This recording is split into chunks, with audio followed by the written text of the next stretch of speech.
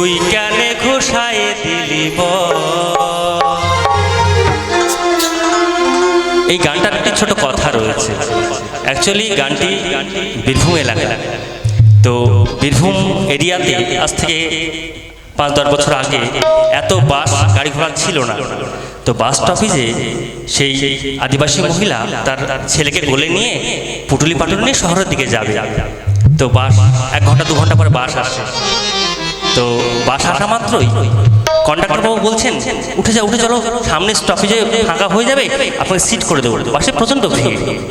তো সেই মুহূর্তে বাসের মধ্যে ভিড়ের মধ্যে যেসব ঘটনা ঘটে, এই সব ঘটনায় গানের মাঝে কিভাবে বলছে শোনো।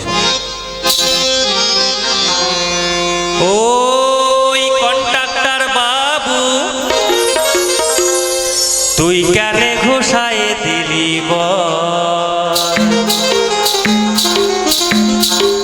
ও তুই ভাড়া পাবি লিয়ে নেবি,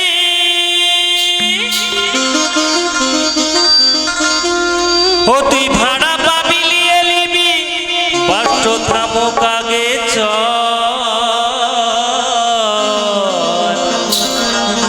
তুই কেন ঘোষায় দিলি ওই কন্ডাক্টর বাবু তুই কেন ঘোষায় দিলি ওই কন্ডাক্টর বাবু তুই কেন ঘোষায় দিলি ভাড়া পাবি লিয়ে নিবি, ভাড়া পাবি লিয়ে নিবি, বাস থামুক আগে চল, তুই কেন ঘোষায় দিলি তুই কেন ঘোষায় দিলি